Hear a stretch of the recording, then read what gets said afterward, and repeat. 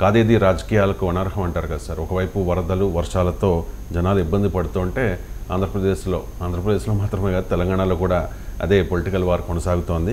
ఇక ఆంధ్రప్రదేశ్ విషయానికి వస్తే చంద్రబాబు నాయుడు జగన్ బుడమేరు కావాలనే మీరు చంద్రబాబు నాయుడు గారు తన ఇంటిని కాపాడుకోవడానికే విజయవాడను ముంచేశారు అని జగన్మోహన్ రెడ్డి అంటుంటే చంద్రబాబు నాయుడు అంటూ ఉన్నారు సార్ ఇది విష ప్రచారం, మీ తప్పిదాల వల్లే ఇటువంటి ప్రమాదాలు ఇంకా జరుగుతూ ఉన్నాయి, ఇది మీ పాపం అంటూ కమెంట్ చేస్తున్న పరిస్థితి. ముందుగా ఈ వరదలకు సంబంధించి జగన్మోహన్ రెడ్డి ఏం కామెంట్ చేశారు విందాం సార్ ఒకసారి. పంపించే కార్యక్రమమే చేశారు. శనివారం రాత్రి ఒక అలర్ట్ లేకుండా, ఒక సిగ్నల్ లేకుండా నీళ్లు బుడమేరు నుంచి గేట్లు ఎత్తేశారు. ఎంత దారుణమైన పరిస్థితి అనంటే వడగలేరు హెడ్ రెగ్యులేటర్కి సంబంధించిన లాకులను 11 లాకులను శనివారం రాత్రి అర్ధరాత్రి దాటిన తర్వాత ఎత్తారు. అలర్ట్ లేదు. ఇక్కడ ఈ ప్రాంతంలో ఉన్న ప్రజలకు కనీసం చెప్పడం లేదు. ఎత్తేసినారు. ఎందుకు ఎత్తినారు? చంద్రబాబు నాయుడు గారు ఉన్న ఇల్లు, కరకట్టు మీద ఉన్న ఇళ్లకు ఆ ఇంటికి సంబంధించిన ఆ నీళ్లు పోకుండా రక్షించుకునే దానికోసం విజయవాడలోని ఈ ప్రాంతాన్ని అంతా కూడా నీటిమయం చేశారు చంద్రబాబు నాయుడు గారు. నేను అడుగుతా ఉన్న ప్రతి ప్రశ్న కూడా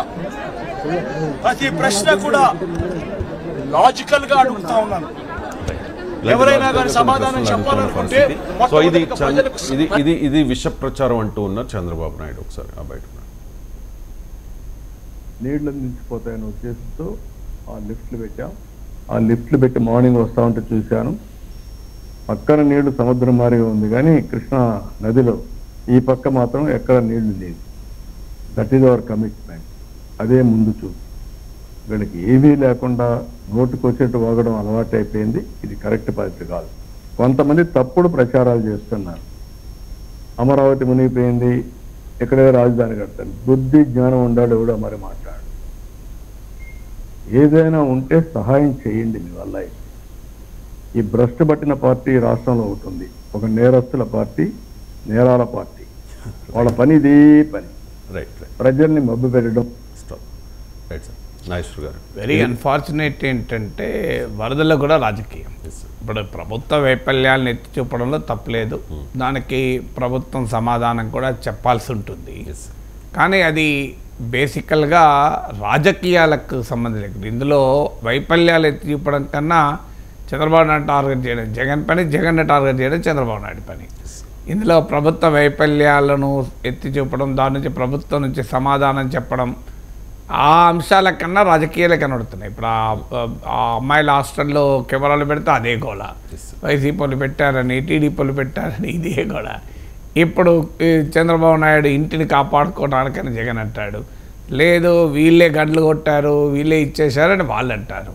ప్రజలకు ఏది నిజమో తెలియలేని పరిస్థితి మాత్రం ఉంది. అయితే ఇది వాస్తవము. ఇందులో ప్రకృతి విపత్తు ఉంది, కొంత వైఫల్యం కూడా ఉంది. నేను చాలామందిని అడిగి తెలుసుకున్నాను. ఎందుకంటే నేను విజయవాడలో ఏడాది పాటు ఉన్నాను. ప్లస్ ఆడ కనీసం ఒక ఈ 30 ఏళ్లలో 60-70 సార్లు వెళ్ళుంటాను. సో అందువల్ల తెలిసిన చాలామందితో మాట్లాడాల్సి ఏంటి పరిస్థితి అని. సో దీనికి నాకు వస్తున్న సమాచారం అయితే ఒకటి అన్యూజువల్ ఫ్లో మాత్రం వచ్చింది. అంటే పూర్తిగా మనము ఇది మానవ తప్పిదం వల్లనే ఈ వరదలు వచ్చిందనడం నిజం కాదు.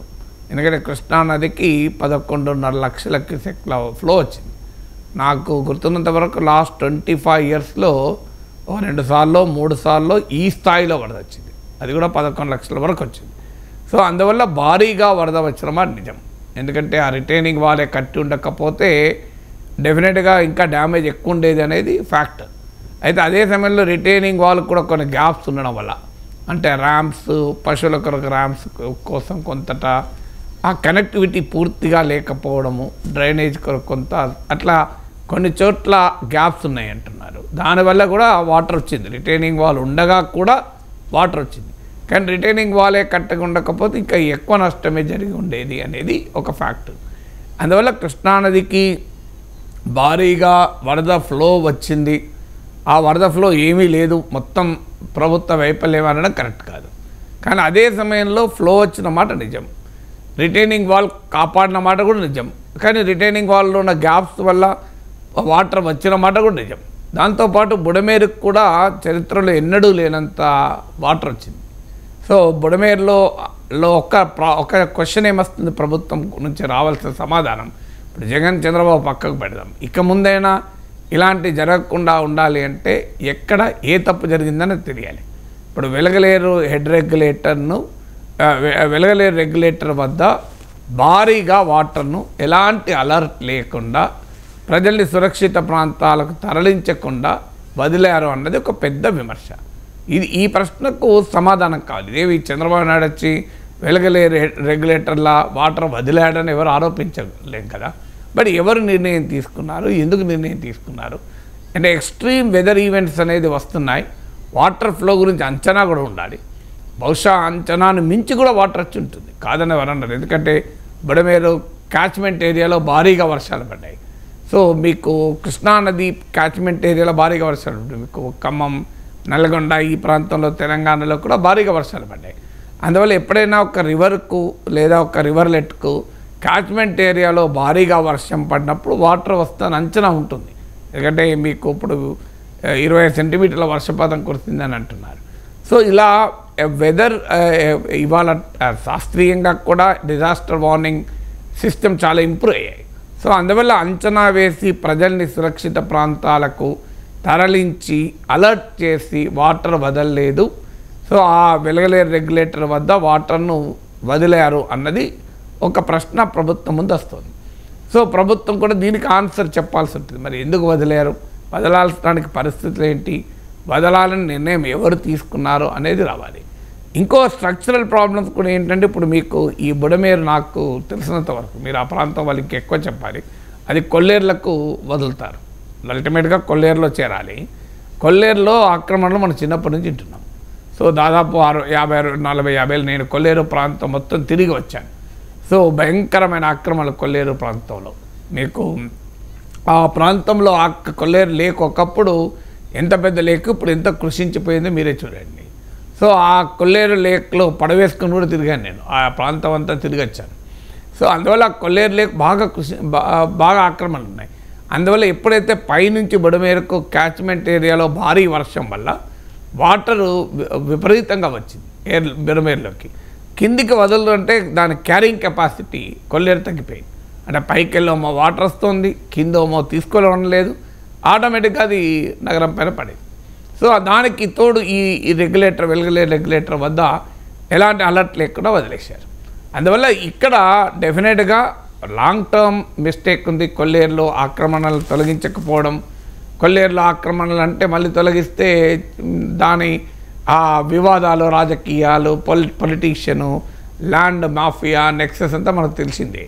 సో అందువల్ల ఈ డిజాస్టర్కు కొల్లేరు ఆక్రమణలకు కారణం. అదే సమయంలో ఎర్లీ వార్నింగ్ సిస్టమ్ సరిగా ఉపయోగించుకొని అలర్ట్ చేయకపోవడం కూడా ఒక కారణం. డెఫినెట్గా ప్రజల్ని సురక్షిత ప్రాంతాలకు ఎవాక్యుయేట్ చేస్తే అవకాశం ఉండేది. సో అందువల్ల కొంత ప్రకృతి వైపరీత్యము ఉంది, అదే సమయంలో దేర్ ఇస్ అ ఫెయిల్యూర్ కూడా ఉంది. ఇప్పటికి కూడా చాలామందికి ప్రజలకు వాటర్, ఫుడ్ అందడం లేదన్న విమర్శలు ఉన్నాయి. నిన్న కూడా నేను టీవీలో చూశాను, చంద్రబాబు నాయుడు అసహనం ప్రకటించాడు అధికారుల పైన అని. సో 50% మందికి కూడా ఇంకా ఫుడ్ అందలేదు అని. ఇది మామూలు విషయం కాదు, చంద్రబాబు నాయుడు అసహనం ప్రకటించాడు. అంటే అధికారులు మరి ఎందుకు పనిచేయడం లేదు? ఎన్నికలు వచ్చినప్పుడు చాలా ఎఫెక్టివ్గా ఎవరికి క్షణాల పైన ఇంటింటికి డబ్బులు సరఫరా చేస్తారు కదా, పొలిటికల్ సిస్టమ్ చాలా ఎఫెక్టివ్గా పనిచేస్తుంది అప్పుడు ఎన్నికలప్పుడు. ఇప్పుడు మరి వాటరు, ఫుడ్ ఎందుకు ఇప్పటికి చేరలేదు? నిన్న కూడా మంత్రి సమక్షంలో కూడా ఎన్డీఆర్ఎఫ్ బృందాలు ప్రజల్ని కాపాడటానికి వెళ్తున్న 9 పడవలు పనిచేయలేదు, టైంకు ప్రాబ్లమ్స్ వచ్చాయి. 1 కాదు 2 కాదు 9 పడవలు.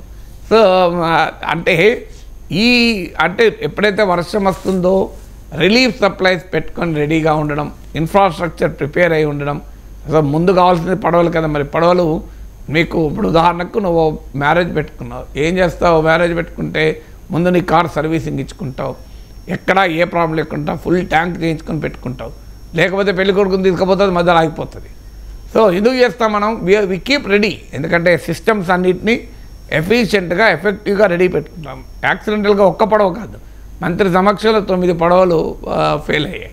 సో అందువల్ల ఇలాంటి విమర్శలు వస్తున్న మాట నిజం. రిలీఫ్ సప్లై సరిగా అందడం లేదు అని ఈ ప్రశ్నలకు మాత్రం మిషనరీ ఆన్సర్ చేయాలి. సో చంద్రబాబు నాయుడు కలెక్టర్ ఆఫీస్లో కూర్చొని రివ్యూ చేస్తున్నాడు, ముఖ్యమంత్రి స్వయాన ఉన్నాడు. కానీ అల్టిమేట్గా ప్రజలకు కావాల్సింది ముఖ్యమంత్రి అక్కడ కలెక్టర్ ఆఫీసులు ఉన్నారా, తన ఇంట్లోకి వెళ్ళి సమీక్ష చేశారా, అది సింబాలిజం. సబ్స్టాన్షియల్గా కావాల్సింది అంటే క్షేత్రస్థాయిలో పని జరగాలి. ముఖ్యమంత్రి ఎక్కడున్నా ప్రతి ఇంటికి వాటరు, ప్రతి ఇంటికి ఫుడ్ అందిందనుకోండి, ముఖ్యమంత్రి ఎక్కడున్నారన్నది ఇష్యూ కాదు, అది పొలిటికల్ ఫ్యాక్టరే తప్ప ప్రజలకు సంబంధించింది కాదు. సో అందువల్ల మరి ముఖ్యమంత్రి కలెక్టర్ ఆఫీస్లో కూర్చొని రివ్యూ చేస్తున్నా మరి ఎందుకు అధికార యంత్రాంగం ఇవ్వలేకపోతుంది అనే ప్రశ్న ఇప్పటికీ కాల్ సెంటర్కు విపరీతంగా ఫోన్ కాల్స్ వస్తున్నాయి. సో హెల్ప్ కావాలి అని, కానీ అందుకోలేకపోతున్నాం. ప్రభుత్వం కూడా అంగీకరిస్తుంది, ఇదేమీ విమర్శ కూడా కాదు. దీన్ని మా ప్రభుత్వం నిన్న అందుకే చంద్రబాబు నాయుడు అసహనం వ్యక్తం చేశారని వస్తుంది. అందువల్ల పొలిటికల్ అకౌంటబిలిటీ ఉన్నదా అనే అంశమే కాదు, అఫీషియల్ అకౌంటబిలిటీ కూడా ఉండాలి. చంద్రబాబు నాయుడు కమిట్మెంట్ చూపాడు, దిస్ మై కమిట్మెంట్ అన్నాడు. చంద్రబాబు నాయుడు కమిట్మెంట్ ఇక్కడ క్వశ్చన్ కాదు. అల్టిమేట్గా ప్రభుత్వ యంత్రాంగం ప్రజలకు జవాబుదారీగా ఉందా అనేది ఫండమెంటల్ క్వశ్చన్. పాలనను జడ్జ్ చేసేది గవర్నెన్స్తో తప్ప నాయకుల నిబద్ధతతో మాత్రమే కాదు. నాయకుల నిబద్ధత అవసరం కాదని అనలేదు. అందువల్ల ఇక్కడ ఈ చంద్రబాబు నాయుడు జగన్ చంద్రబాబు నాయుడు టార్గెట్ చేసిన కన్నా తెలుగుదేశం వాళ్ళు అంటున్నారు ఇప్పుడు కొంతమంది ఐపీఎస్లు కావాలనే జగన్ అధికారులు ప్రభుత్వానికి అప్రతిష్ట పాలు తెచ్చేయడానికి ఈ పని చేశారని విమర్శ. అలాంటప్పుడు వాళ్ళు మార్చిపడేయాల్సి ఉండే కదా. నిజంగానే అలాంటి దుర్మార్గులు ఉంటే మార్చిపడేయాలి. అల్టిమేట్గా మానవ తప్పిదాలు ఉన్నమాట నిజం, ప్రకృతి వైపరీత్యం, ప్రకృతి ప్రకోపించడం కూడా నిజం. లాంగ్ టర్మ్ ప్రాబ్లమ్స్ ఇప్పుడు ఇంతకుముందు చెప్పినట్లు కొల్లేరు దురాక్రమణ ఇలాంటివి, అంటే ఫ్లడ్ ప్రూఫింగ్ చేయాల్సినటువంటి అవసరం మన సిటీస్ను. ఎందుకంటే అర్బన్ ఫ్లడింగ్ అనేది ఒక కొత్త ఫినామినన్. మీకు నేషనల్ డిజాస్టర్ మేనేజ్మెంట్ అథారిటీ 2005లో ఏర్పడ్డప్పుడు ఎన్డీఎంఏ చట్టం ద్వారా అర్బన్ ఫ్లడింగ్లో ఒక ప్రత్యేక చాప్టర్గా పేర్కొన్నారు. ఎందుకంటే ఈ ఎక్స్ట్రీమ్ వెదర్ ఈవెంట్స్ పెరుగుతున్నాయి, నీకు వాటర్ ఫ్లోస్ను ఎంక్రోచ్మెంట్స్ పెరుగుతున్నాయి. సో నీకు నదుల క్యాచ్మెంట్ ఏరియాలో ఎఫారెస్ట్, ఉదాహరణకు మీకు క్యాచ్మెంట్ ఏరియాలో అడవులు నరికివేయబడ్డాయి అనుకోండి, చెట్లు తగ్గిపోయాయి అనుకోండి, ఆ వాటర్ మట్టిని పట్టుకోలేదు. సో దానివల్ల ఆ మట్టి వచ్చి కొట్టుకొచ్చి నదిలో పడుతుంది. నదిలో పడితే నది క్యారింగ్ కెపాసిటీ పోతుంది. అందువల్ల ముందు డీసిల్టింగ్, డ్రెడ్జింగ్ ఆఫ్ రివర్స్ చేయాలా. సో ఇవన్నీ కూడా ఇది వెరీ బిగ్ సైన్స్. డీకంజెషన్ చేయాలి నాలాలని. సో అందువల్ల ఒక డిజాస్టర్ రెసిలియంట్ సిటీస్ను మనం నిర్మించుకోవాల్సిన అవసరాన్ని ఈ విజయవాడ ఫ్లడ్ మరోసారి గుర్తు చేస్తుంది.